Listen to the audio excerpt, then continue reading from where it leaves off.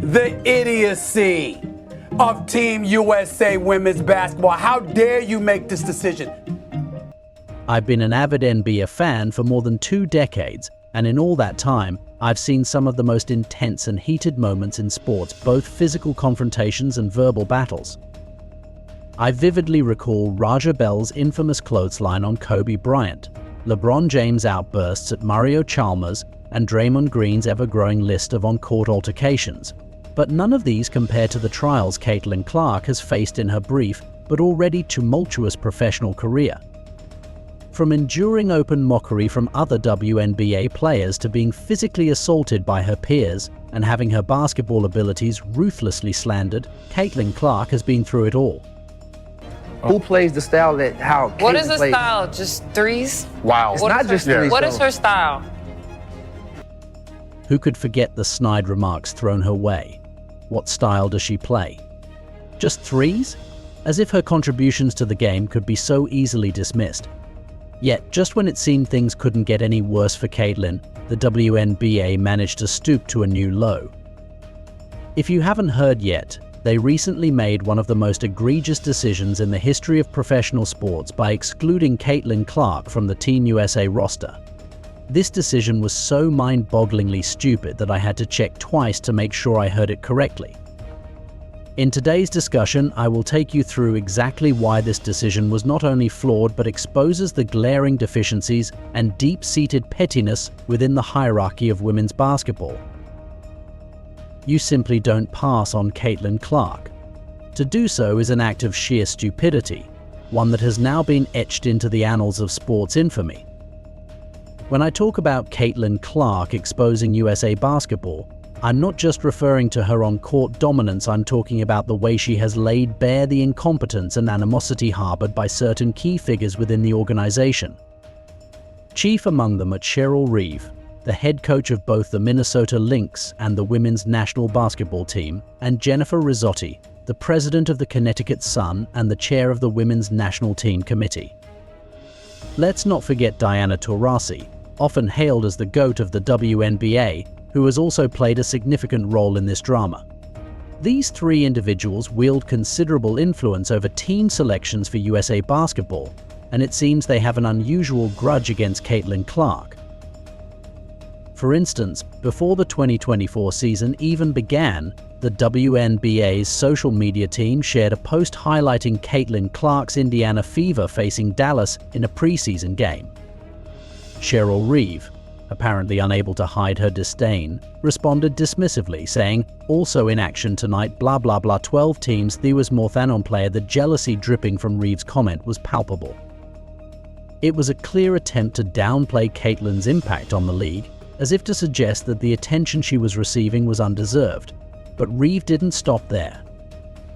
In another social media interaction, when someone asked why a certain game wasn't being shown, and another person responded, "Because they only care about Caitlin Clark," Reeve jumped in to highlight that part of the comment, further exposing her resentment. But as a coach of the home team, there's going to be a lot of people cheering for that other side. I'll get 2 shits. How about 1? Not even 1 shit.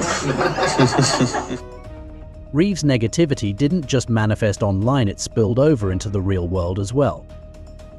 Before a game between the Lynx and Indiana, Reeve made it a point to downplay Caitlin yet again, saying, "As a coach, as the home team, there's going to be a lot of people cheering for that other side.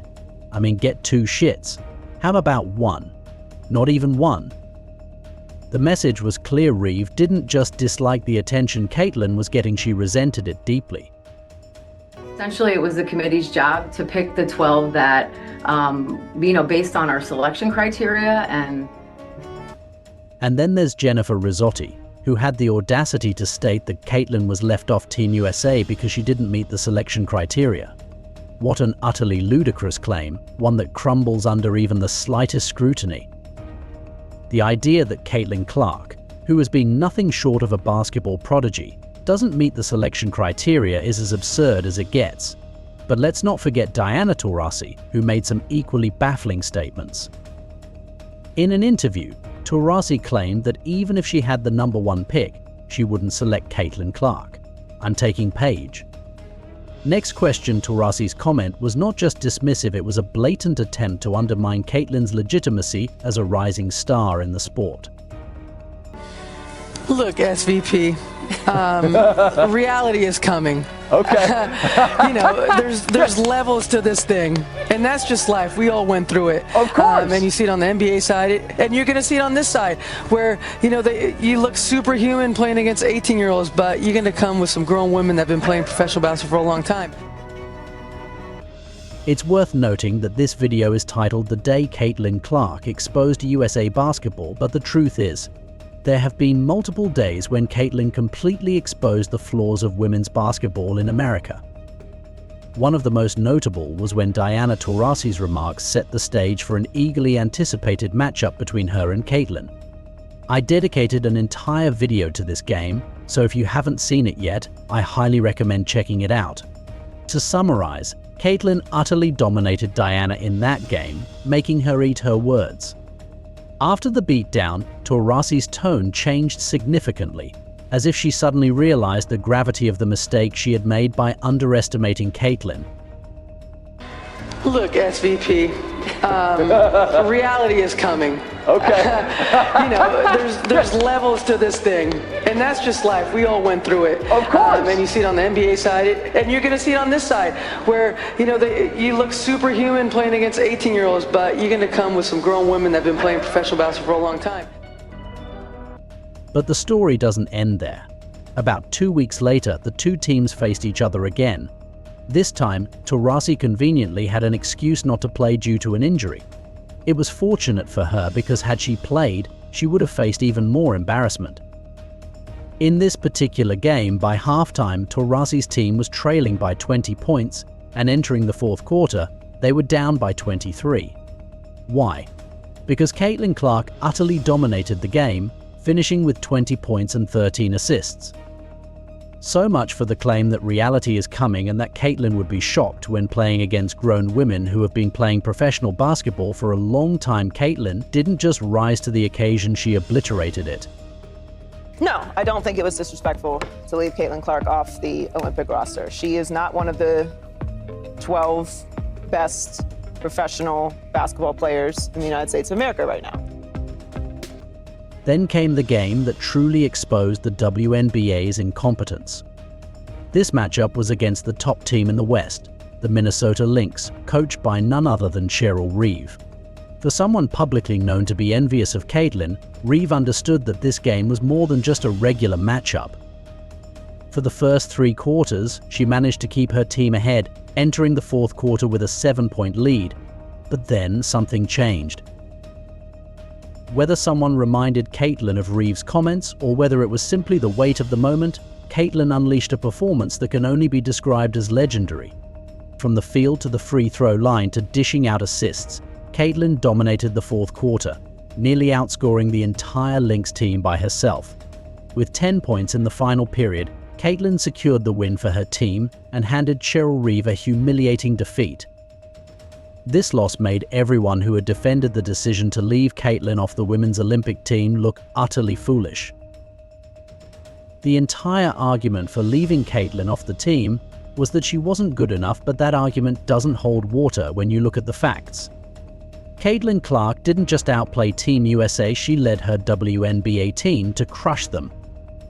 While Caitlin may not have had her best scoring performance in that game, she led with 10 assists. Demonstrating that she's not just a scorer but a true team player. This further highlighted the absurdity of her exclusion from Team USA. Let's take a moment to dissect how Caitlin Clark exposed Team USA's hypocrisy. For years, the WNBA has struggled financially. There have been numerous instances where they've openly begged for financial support. In fact, the situation was so dire that Kyrie Irving once had to personally donate $1.5 million to cover some of the players' salaries. The WNBA has been fighting for relevance, trying to attract new fans and generate more revenue. And then Caitlin Clark arrived, a player who brought a new wave of attention and excitement to the league. Her presence alone has revitalized the WNBA, drawing in fans who never cared about women's basketball before.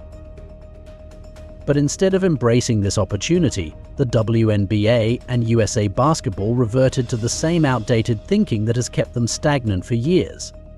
They said Caitlin wasn't good enough to make the team, despite all evidence to the contrary. The reality is that Caitlin Clark is more than good enough. She beat Diana Taurasi's team twice, overcame the #1 team in the West in their only meeting so far, and then outplayed Team USA. So whatever argument they had about Caitlin not being good enough is absolutely ludicrous. Consider this: there are 2 players on the current Team USA roster that Caitlin could easily replace. Chelsea Gray, who is coming back from an injury, hasn't looked like herself, averaging just 39% from the field and 24% from beyond the arc. Then there's Jewel Lloyd, who, despite averaging 20 points per game, is shooting just 36% from the floor and 26% from 3, hardly impressive numbers for an Olympian. Caitlin Clark, on the other hand, is averaging 17 points per game, making her the 13th best scorer in the league. She also leads the entire league in assists with 8.2 per game. Her shooting percentages from the floor, from 3-point range, and from the free throw line surpass those of the other 2 players. Yet, Caitlin was left off the team. What's even more absurd is that last season, without Caitlin, the Indiana Fever were at the bottom of the conference. This season, thanks to Caitlin, they've surged to 3rd in the East and are currently playoff bound. Clearly, she has the talent to be on Team USA. Furthermore, from a marketing perspective, Caitlin could have brought immense popularity to women's basketball and the WNBA as a whole. Yet, despite being skilled enough to help bring home the gold medal and despite being a huge marketing draw, she was denied a spot on the team. To add even more fuel to this fire, it's worth noting that rookies have made the women's Olympic team before. In 2004, Diana Taurasi was selected as a rookie. In 2008, Candace Parker made the team as a rookie. And in 2016, Breanna Stewart was chosen as a rookie. So why not Caitlin Clark? The answer seems to be a combination of jealousy, resentment, and a refusal to acknowledge the changing landscape of women's basketball. Caitlin Clark has exposed these issues by simply being herself. She has shown that the old ways of doing things are no longer sufficient, that the future of women's basketball lies with players like her. And yet, instead of embracing this future, the WNBA and USA Basketball have chosen to cling to the past. The decision to leave Caitlin Clark off the Olympic roster will have consequences, not just for the team, but for the sport as a whole. Fans are outraged, and rightfully so. The WNBA had a chance to showcase one of its brightest stars on the biggest stage, and they blew it. The league's financial struggles will continue, and the opportunity to bring in a new generation of fans may be lost. But more than that, this decision has revealed the true colors of those in power. It has shown that they are more interested in preserving their own status than in growing the sport, and in the process they have alienated the very players and fans they should be embracing. Caitlin Clark will continue to shine, of that there is no doubt. But the WNBA and USA Basketball may never recover from this blunder. They had a chance to do something great, and they let it slip through their fingers. And in doing so, they have exposed themselves as the true obstacles to the growth of women's basketball. The saga of Caitlin Clark and her exclusion from Team USA is a cautionary tale for women's basketball. It's a story of missed opportunities, petty jealousies, and a failure to recognize the potential of the next generation. But it's also a story of resilience and determination. Caitlin Clark has shown that she is more than capable of competing with the best in the world.